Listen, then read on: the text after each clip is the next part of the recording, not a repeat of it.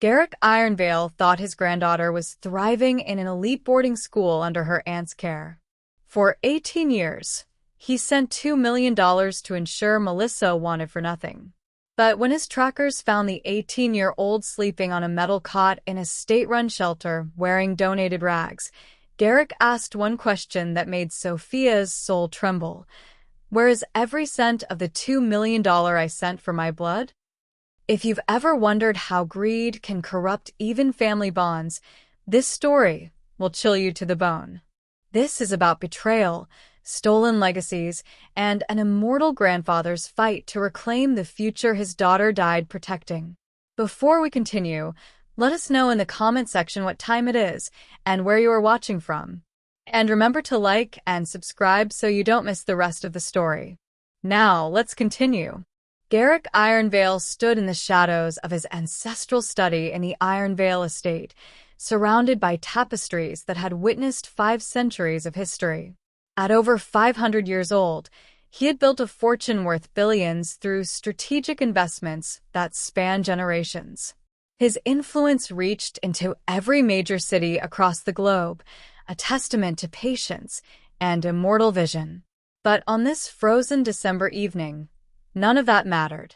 Garrick's fingers hovered over the glossy photograph that had been slid across his desk minutes earlier by Victor, his most trusted investigator.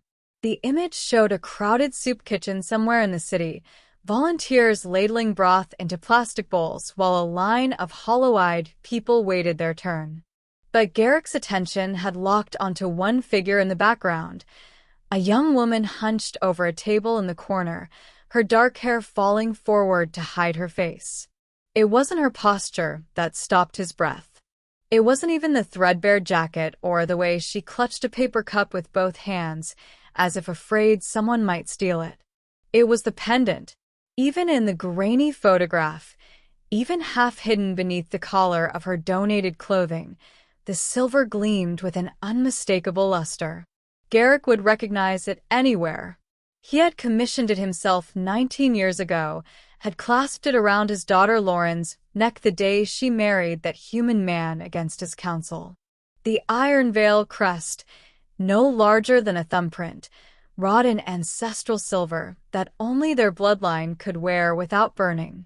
When was this taken? His voice came out rougher than intended. Victor shifted his weight. 4 days ago. St. Catherine's Community Kitchen on Halsted Street. She's been going there twice a week for the past 6 months, according to the staff. 6 months. Garrick's jaw tightened.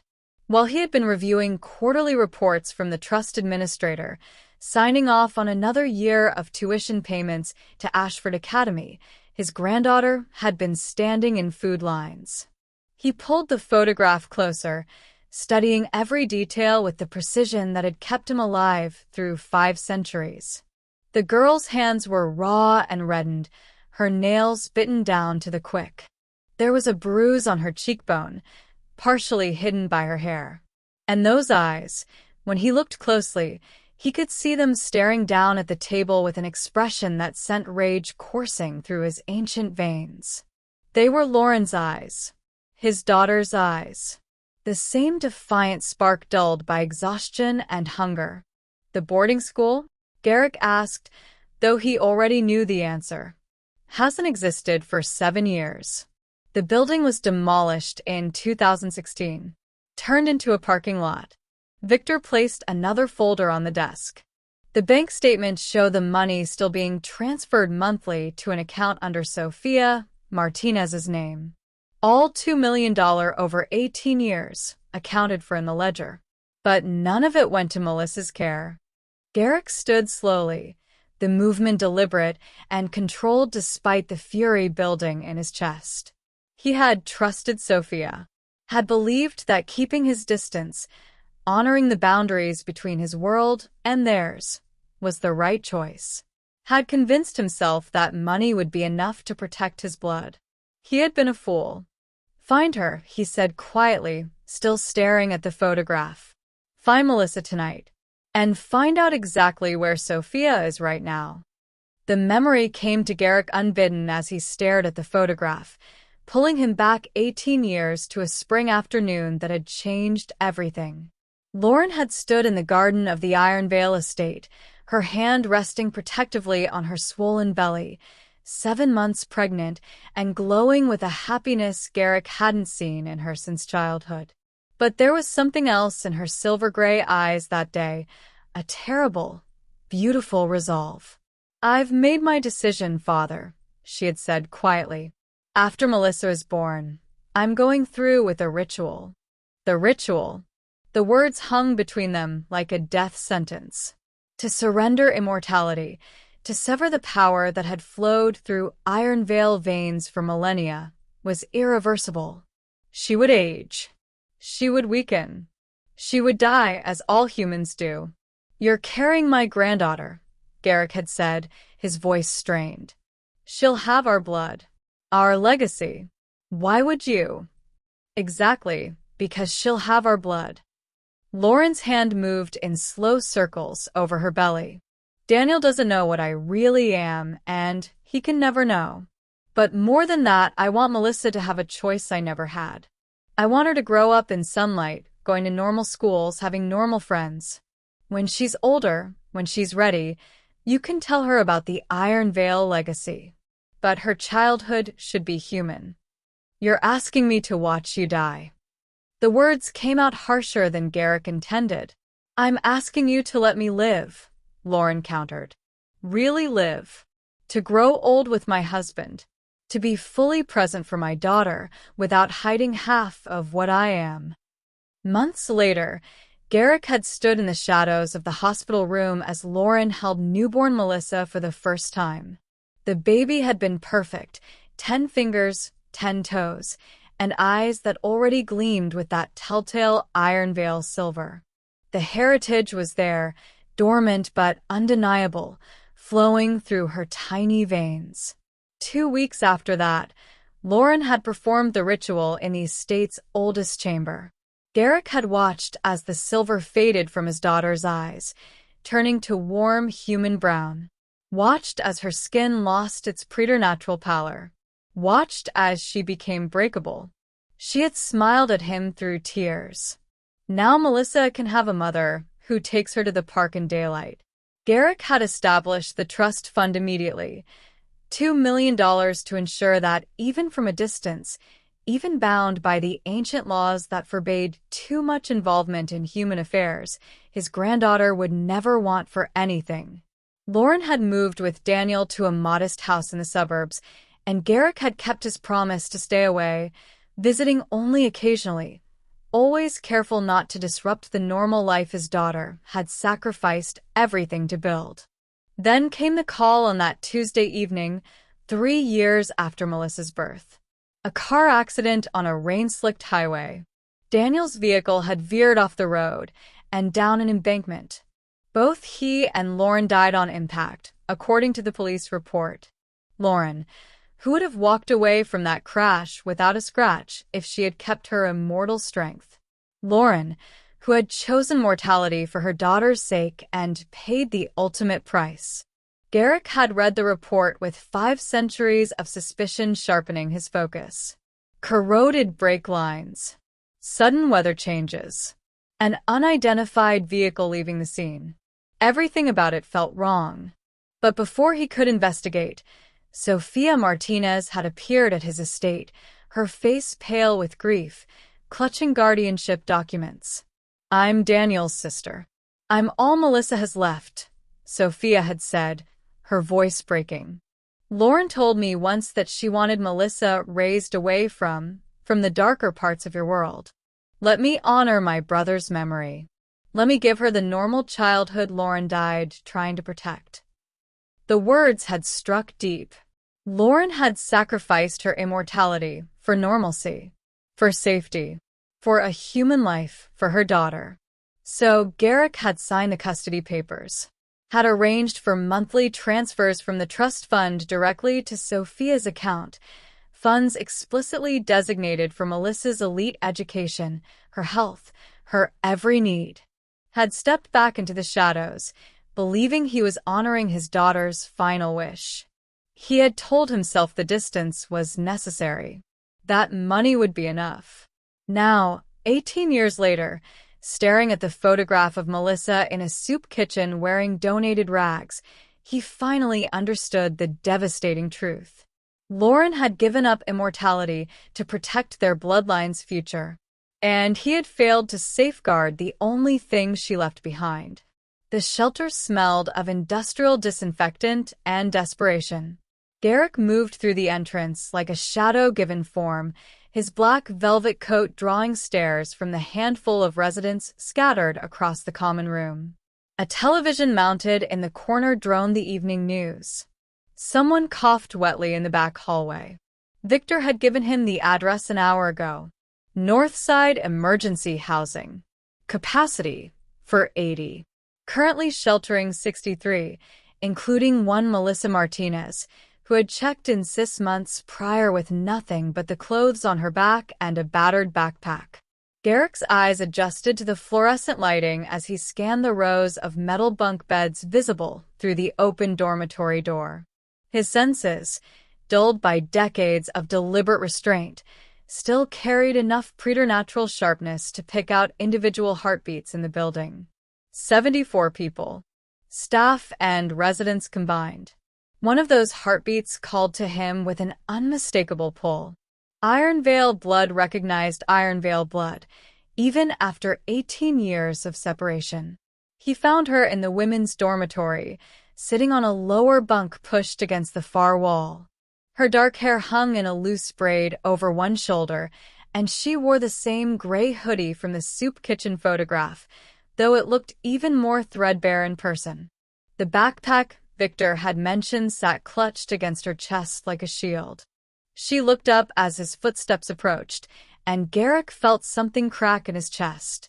Lauren's face. Not exactly. The shape of the jaw was different, softer, probably inherited from Daniel.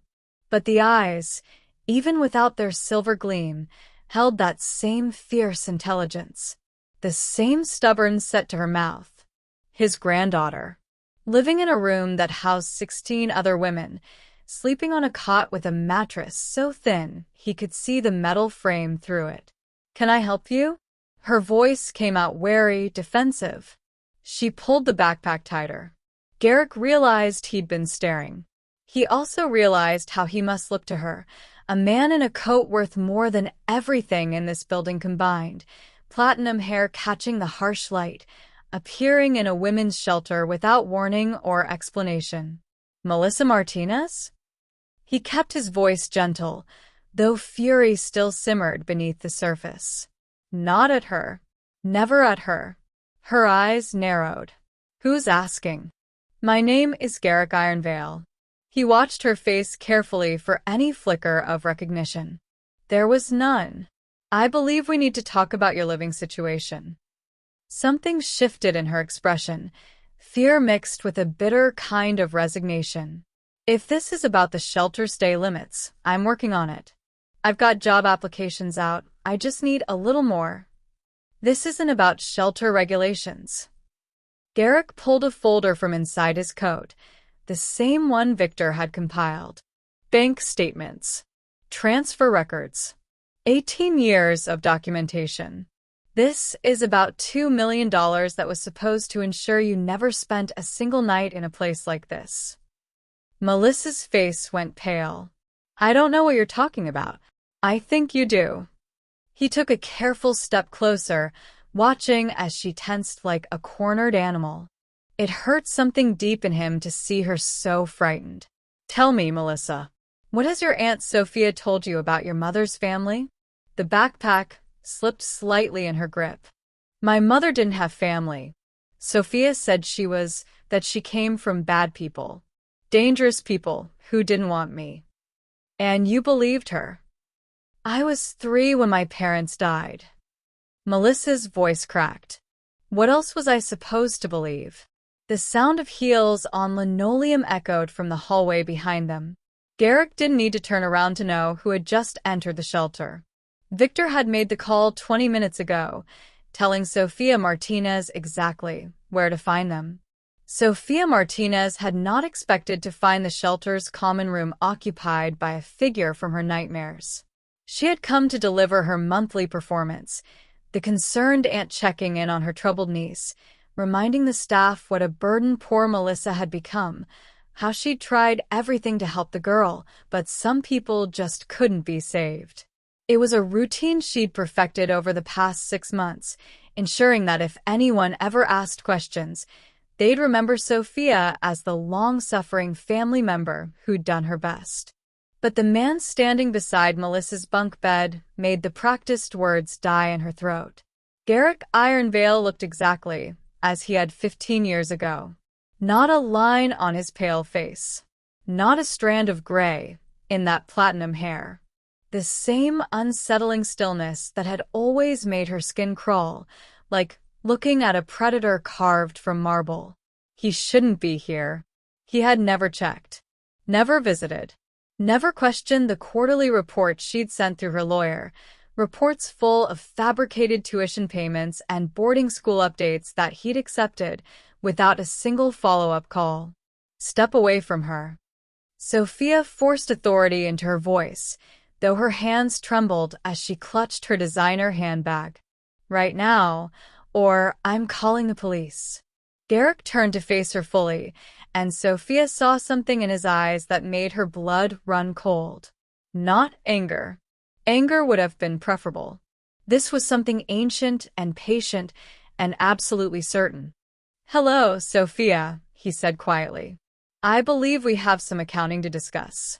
I don't know what you think you're doing, but Melissa is under my legal guardianship.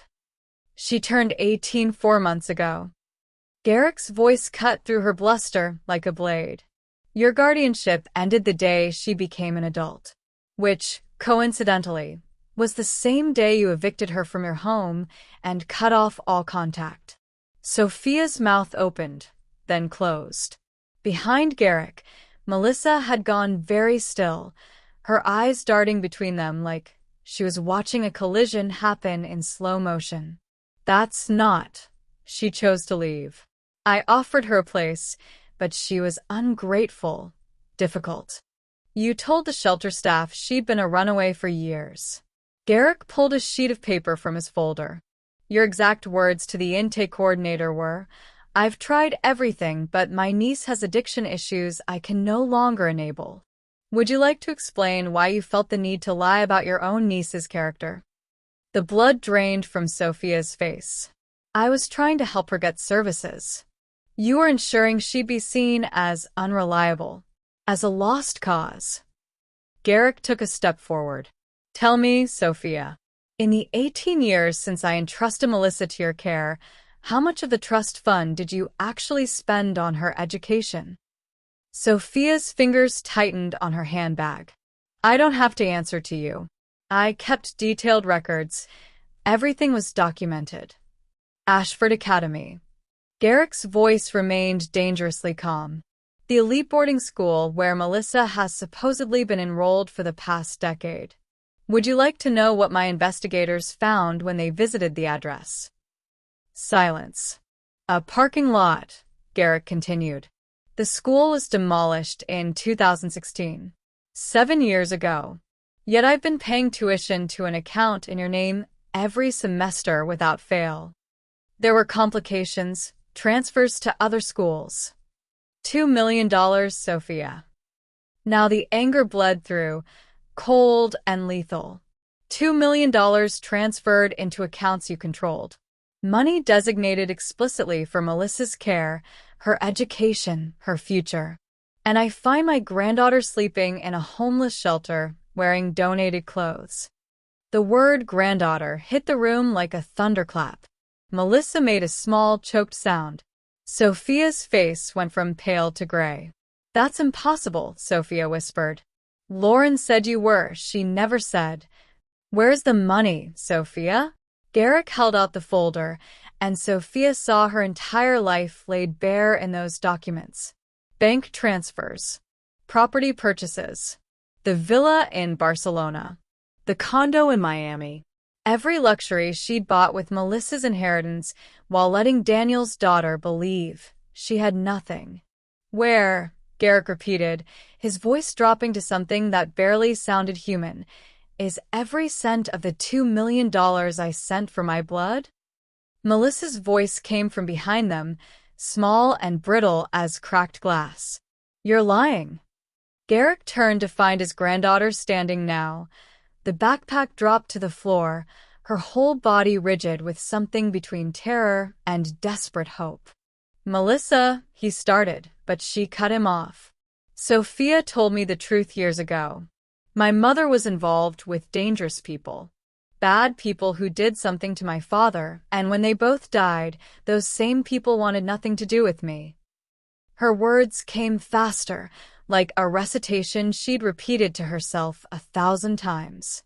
She said I should be grateful she took me in at all, that anyone connected to my mother's side was. Let me guess, Garrick said softly. Cursed? Evil? Demonic? Melissa's face crumpled. How did you? Because it's easier to steal from a child who thinks she has no one else in the world. Garrick's gaze shifted to Sophia, who had gone very still. Isn't that right, Sophia? Much simpler to keep Melissa isolated and afraid than risk her asking questions about her inheritance. I protected her, Sophia hissed. I kept her away from your unnatural. You locked her in a basement. The words came from Melissa, raw and shaking. She was staring at Sophia now with something breaking open in her expression. I was 7 years old, and you locked me in the basement for 3 days because I asked if I could see a picture of my mother. Garrick's hands clenched at his sides, the folder crinkling in his grip. You told me my mother was a demon who seduced my father, Melissa continued, her voice gaining strength even as tears tracked down her face. That the Ironvale family were monsters who cursed him to death because he tried to escape. You said if I ever tried to find them, they'd destroy me like they destroyed him. Your mother made choices, Sophia started. My mother loved my father. Melissa's voice cracked. I remember that much. I remember her singing to me. I remember her laugh. And you spent 15 years trying to make me forget, trying to make me believe she was something evil. She gave up everything human to be with him. Sophia spat, the mask finally slipping. Abandoned her own kind for my brother, and then got him killed with whatever darkness followed her. Yes, I told you the Ironvales were cursed. Because they are. Look at him. She gestured wildly at Garrick. He hasn't aged a day in 15 years. What kind of natural creature does that? The kind that would have protected Melissa with his life if you hadn't poisoned her against her own blood. Garrick's voice had gone deadly quiet. You didn't keep her in that basement to protect her from me, Sophia. You kept her there so she'd be too terrified to ever ask why her grandfather never came. Too broken to question why she had nothing when she should have had everything. Melissa wrapped her arms around herself, looking suddenly very young. And Garrick understood then that Sophia's theft wasn't just about money. It was about revenge against a brother who'd loved the wrong woman. And Melissa had paid the price for 15 years. Victor appeared in the dormitory doorway as if summoned, a slim tablet in his hands and 2 individuals in dark suits flanking him. The legal team Garrick kept on permanent retainer moved with the silent efficiency of people accustomed to dismantling lives on paper. Ms. Martinez, the woman on Victor's left said, her voice professionally neutral. My name is Catherine Yates, Senior Counsel for Ironvale Holdings. We've completed the forensic audit you requested, Mr. Ironvale. She handed Garrick the tablet, but he held it up so both Melissa and Sophia could see the screen. Let's start with the villa, Garrick said, scrolling to a photograph of a sprawling Mediterranean estate, white stone gleaming against impossibly blue water. Costa Brava, Spain. Purchased 8 years ago for 1.2 million euros. The down payment came from an account funded by Melissa's trust on September 15th, the same day I transferred her annual education allowance. Sophia's face had gone ashen, but she said nothing. Then there's the Miami condo, Garrick continued, swiping to another image. Oceanfront. 2 bedrooms, marble, everything. Purchased 6 years ago. The mortgage payments, still being made, I notice, come from a separate account also fed by the trust fund. Melissa stared at the screen like it was written in a language she didn't understand. Those places are worth approximately $2.3 million combined, Catherine Yates supplied. Though Sophia has also taken out substantial loans against both properties. The current total debt is roughly $890,000. You gambled with my granddaughter's future, Garrick said, his voice like ice over steel. And you lost. I managed the money responsibly, Sophia said, but her voice had lost its conviction. Real estate is an investment. I was growing her inheritance. You were growing your own portfolio. Victor tapped the tablet, pulling up a spreadsheet that made Melissa's eyes widen. These are the actual expenses claimed for Melissa's care over 18 years. School tuition to a non-existent academy, $470,000. Medical expenses for treatments she never received, $83,000. Private tutoring that never happened, $125,000. Summer enrichment programs at camps that have no record of her attendance, $97,000. Show her the cars, Garrick said quietly. Another swipe. A Mercedes. A Range Rover. A vintage Porsche. All registered to Sophia, Catherine Yates continued. All purchased with funds transferred within days of deposits from the Ironvale Trust. There's also approximately $340,000 in luxury goods, jewelry, designer clothing, art pieces, all traced back to credit cards paid off using Melissa's money. Melissa had gone very pale.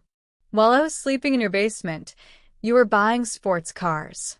You were clothed and fed, Sophia shot back, defensive now. You had a roof over your head. I didn't know you. $2 million, Garrick interrupted. You owed her exactly $2 million. Money that was never yours. Money designated for her care, her education, her future. And instead of giving my granddaughter the life her mother died, hoping she'd have, you gave her lies while you lived like royalty on her inheritance. Victor pulled out a final document, this one paper.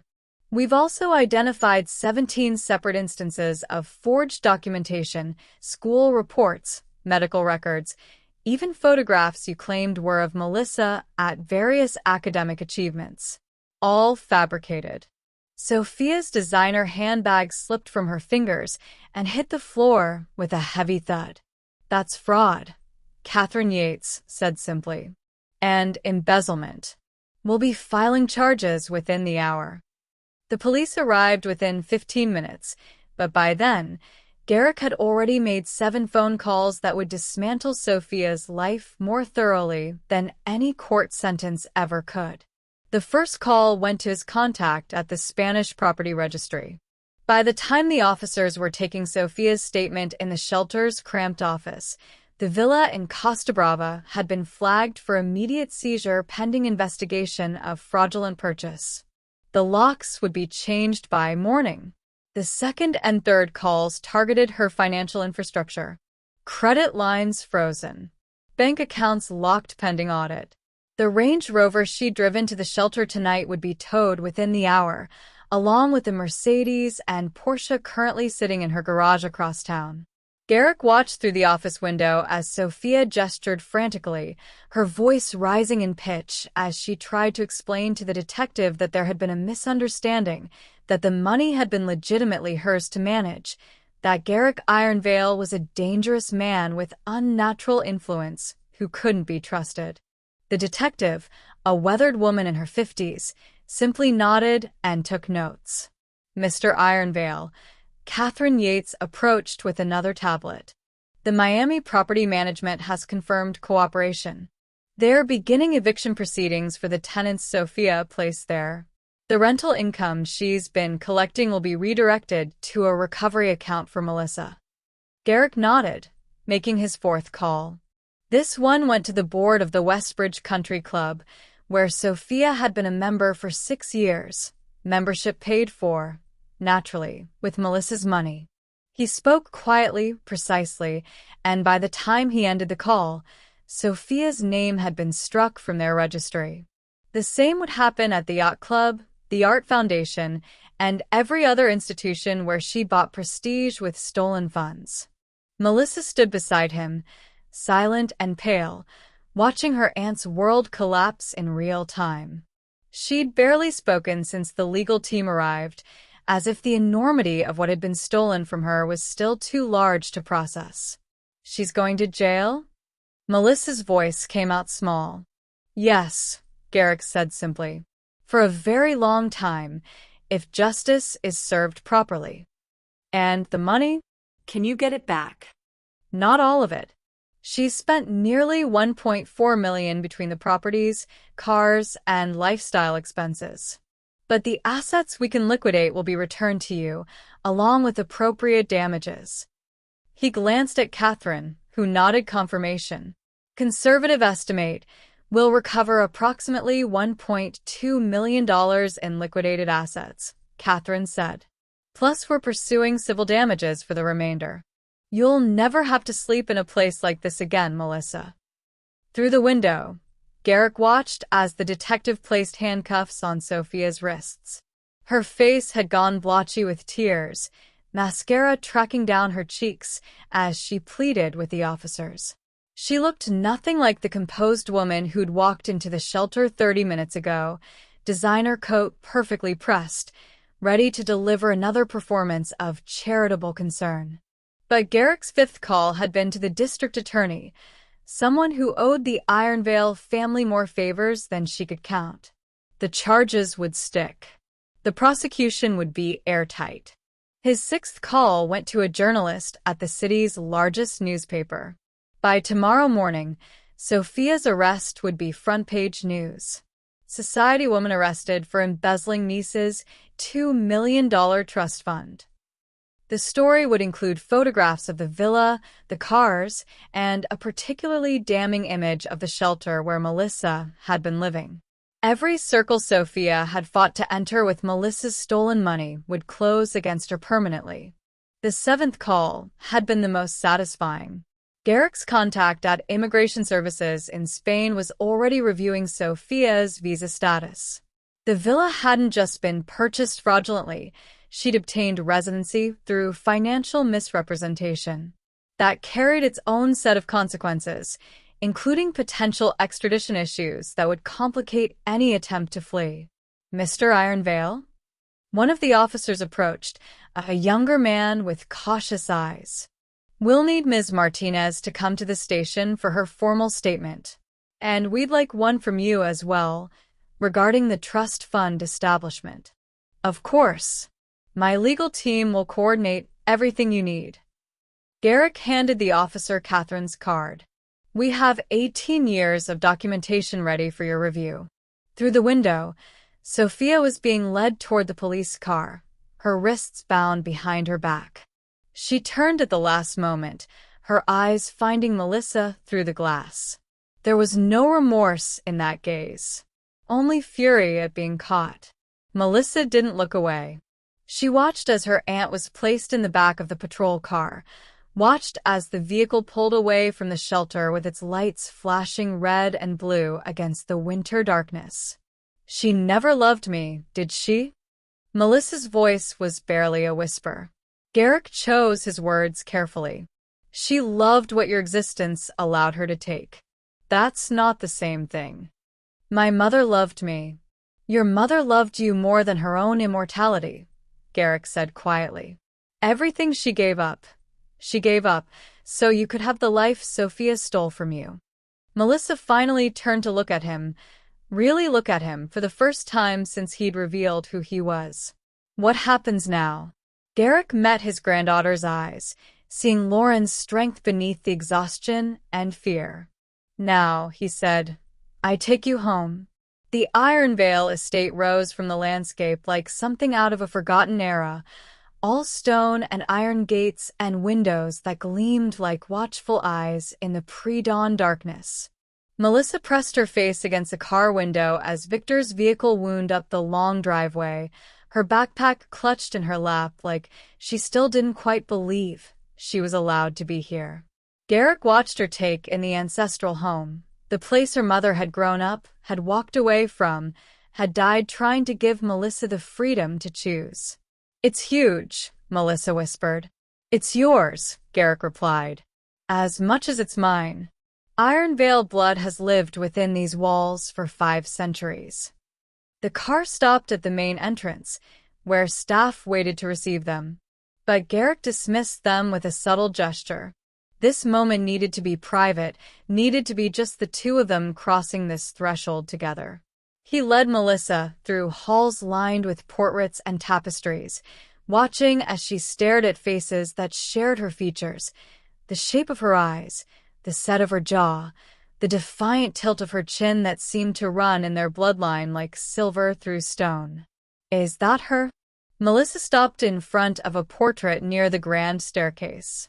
A young woman with dark hair and eyes that gleamed with subtle silver light, wearing a dress from another century, but smiling with unmistakable warmth. "Your great-great-grandmother," Garrick said. "Elena Ironvale. She lived to be 417 years old." Melissa's breath caught. 400.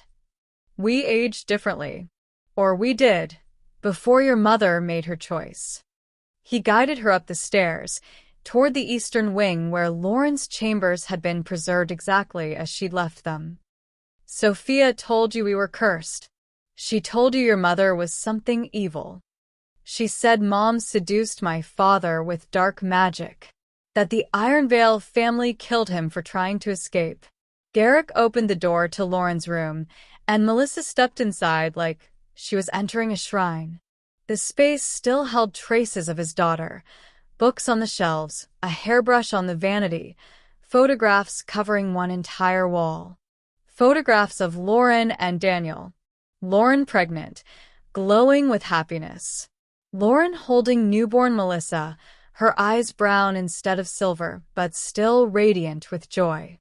"Your mother gave up her immortality by choice," Garrick said quietly.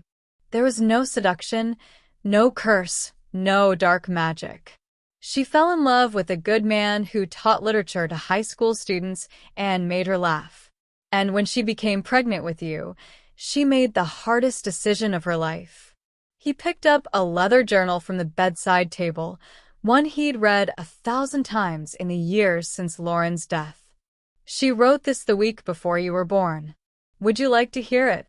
Melissa nodded, her eyes already bright with tears. Garrick opened to the marked page, his voice steady despite the ache in his chest. "I'm going through with the ritual next month. Father thinks I'm giving up everything, throwing away centuries of life for a mortal span of decades. But he doesn't understand. I'm not giving up anything. I'm gaining everything that matters. I'm choosing to grow old with Daniel, choosing to take Melissa to the park in sunlight, choosing to be fully present for every moment of her childhood without hiding what I am.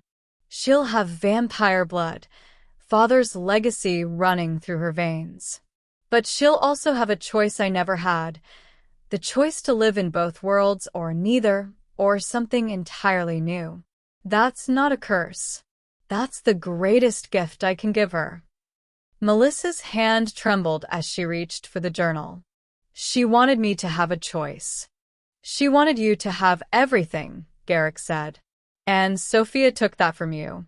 Took your inheritance, took your mother's memory, took the truth about who you are and replaced it with lies designed to keep you small and afraid." "What am I?" Melissa's voice cracked.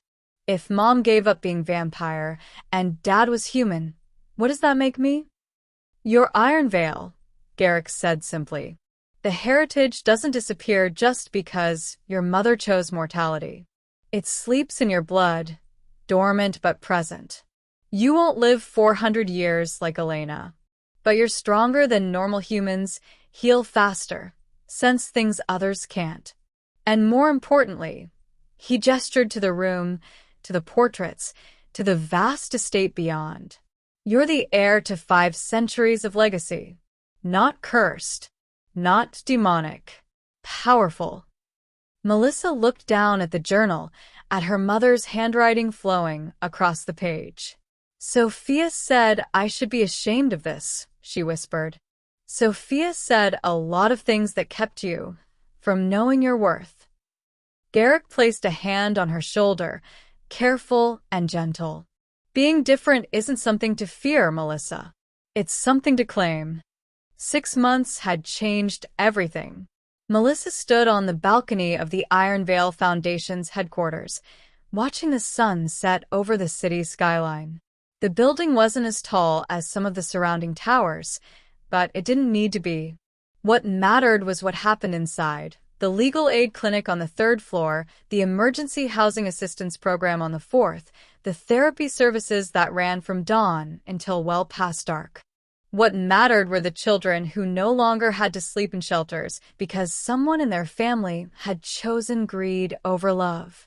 The Patterson case settled this morning, Catherine Yates said, stepping onto the balcony with a folder in hand. She transitioned from Iron Veil Holdings to become the Foundation's chief legal counsel, and she wore the role like armor. The grandfather was hiding the trust fund in offshore accounts. We recovered $1.8 million. The kids will be placed with their maternal aunt. We verified she's clean. Melissa took the folder, scanning the details with practiced efficiency. 6 months ago, terms like offshore accounts and trust fund administration would have been foreign language. Now they were the vocabulary of justice. That's the 9th case this quarter, she said. We're making a difference. You're making a difference, Catherine corrected. This was your vision.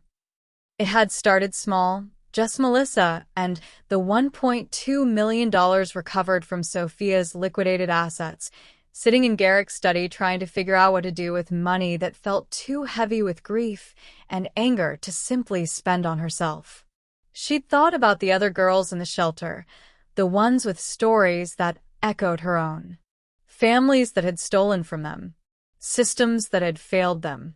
Futures that had been sold off piece by people who were supposed to protect them. I want to make sure no one else has to wait 18 years for someone to notice, she'd told Garrick that night. He'd looked at her with something like pride and said, then let's build something that makes noticing impossible to avoid. The Iron Veil Foundation had launched 3 months later, funded by Melissa's recovered inheritance and a substantial contribution from Garrick's personal holdings. They'd hired investigators, lawyers, social workers, people who knew how to find the children falling through the cracks and pull them back before they disappeared entirely. In 6 months, they'd identified 43 cases of family financial abuse. They'd recovered over $12 million in stolen funds. They'd placed 67 children in safe homes. And Melissa had found something she'd never expected to find in the wreckage of Sophia's betrayal: purpose. The city council wants to meet with you next week, Catherine continued. They're interested in partnering on a larger initiative. Apparently, you've made quite an impression. Melissa smiled slightly. I'm just doing what my mother would have wanted. Your mother would be incredibly proud. The voice came from behind them, Garrick, emerging from the building with that same timeless elegance that no longer unsettled Melissa. She'd grown accustomed to the way he moved, the way other people unconsciously deferred to him, the subtle reminder that her grandfather was something more than human. She'd also grown accustomed to the fact that she was something more than human too. Catherine excused herself tactfully, leaving grandfather and granddaughter alone on the balcony as twilight deepened over the city. I've been thinking about the expansion, Melissa said, leaning against the railing. If we're going to scale nationally, we'll need more than just financial backing. We'll need political influence. The Iron Veil name carries considerable weight in certain circles, Garrick said carefully. I can open doors. But this is your foundation, Melissa. Your legacy. I won't overshadow it. I'm not asking you to overshadow anything. She turned to face him fully. I'm asking you to teach me how to use the power I inherited. Not just the money. The real power. The kind that makes people listen when you speak. Something shifted in Garrick's expression, satisfaction mixed with a fierce, protective pride. You're ready for that?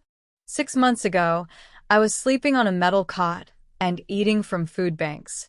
Now I'm running a foundation that's changing lives. Melissa's voice steadied. Sophia spent 18 years trying to convince me I was nothing, that I came from nothing, that I deserved nothing. But she was wrong about all of it. She was, Garrick agreed quietly. I come from 5 centuries of legacy. I carry Iron Veil blood. And I'm not going to waste another day pretending to be smaller than I am just because it makes other people comfortable. She looked out over the city, at the lights beginning to glow in windows across the skyline. This foundation is just the beginning. I want to build something that outlasts me. Something that makes sure no child ever has to wonder if they matter. Garrick moved to stand beside her, and for a moment they simply watched the city together. Vampire King and his granddaughter, both of them shaped by loss but refusing to be defined by it. Your mother gave up immortality, so you could choose your own path, Garrick said finally. She wanted you to have the freedom to be anything you wanted. What do you want to be, Melissa? Melissa thought about the girls in the shelter who'd looked at her with hollow eyes. Thought about the families torn apart by greed. Thought about all the children still waiting for someone to notice they were drowning. I want to be the person who shows up, she said. The person who asks the hard questions. The person who doesn't let people disappear just because it's easier than fighting for them. She turned to Garrick, and in the fading light, her eyes caught the gleam of silver that had been slowly returning over the past months, her dormant Iron Veil heritage waking up as she stepped into her power. I want to be worthy of the legacy Mom died protecting. Garrick's hand rested on her shoulder, solid and certain. You already are. But if you want to learn how to wield the full weight of the Iron Veil name. His smile was slight but genuine. Then let's begin your real education. Below them, the city sprawled in all its complicated beauty, broken and brilliant, cruel and kind, full of people who needed someone to fight for them. And standing on that balcony, finally understanding who she was and what she carried, Melissa Ironveil was ready to fight. If Melissa's journey from a shelter floor to reclaiming her legacy moved you, hit that like button. Subscribe so you never miss stories like this and share this video. Thanks for watching.